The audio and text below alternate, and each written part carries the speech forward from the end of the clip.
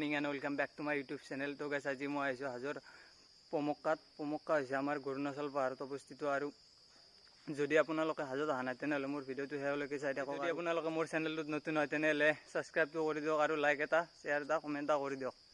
তো গাইছ বলক তেনেহ'লে পমক্কালৈ।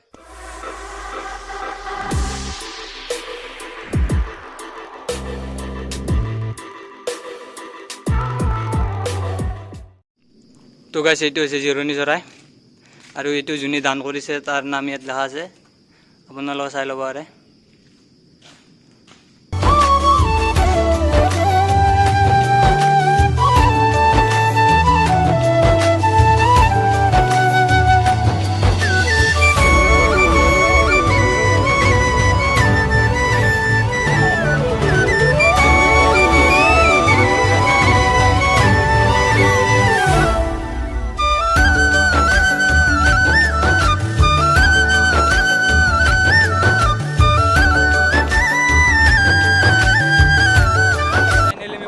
পালোঁ ইয়াৰ বেছি সময় নাই।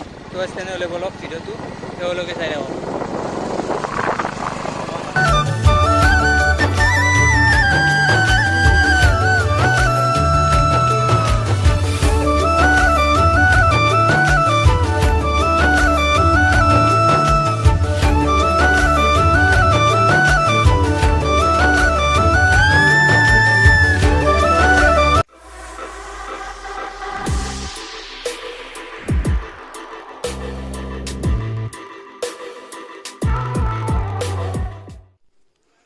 সো গাইজ ফাইনেলি আমি পমক্কা পালোঁ।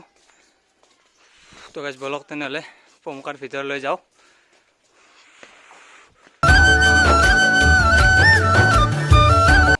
তো গাইজ এইটো হৈছে আমাৰ পমক্কা দৰগাহ শ্বৰীফ।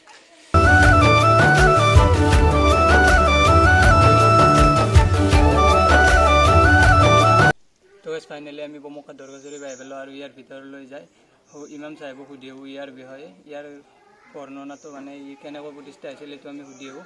তো গাইজ বলক তেনেহ'লে।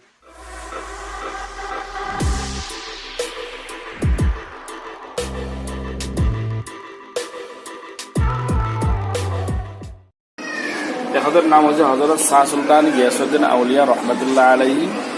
তেওঁ ইৰাকৰ বাচ্চা আছিল আৰু বাচ্চাৰ ভাৰ নিজৰ ল'ৰাক গতাই দি অসমলৈ আহিছিল আৰু তেখেতৰ উদ্দেশ্য আছিল ইছলাম ধৰ্ম প্ৰচাৰৰ কাৰণে। আৰু অসমত আহি ইছলাম ধৰ্ম প্ৰচাৰ কৰিছিল আৰু তেখেতৰ লগত ৭০জন শিষ্য আহিছিল। গোটেইকেইজন মিলি মছাৰা কৰি পেলাই ইছলাম ধৰ্ম প্ৰচাৰ কৰিছিল আৰু সেই ঠাইটোত তেওঁলোকে মছজিদ বনাইছিল।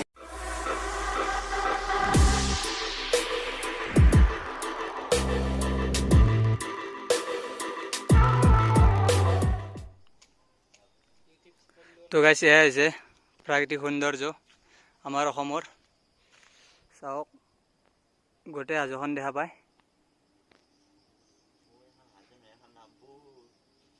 এখন আমাৰ হাজোৰ পাহাৰ, যিখনক দ্বিতীয় স্কটলেণ্ড বুলিও কোৱা হয়।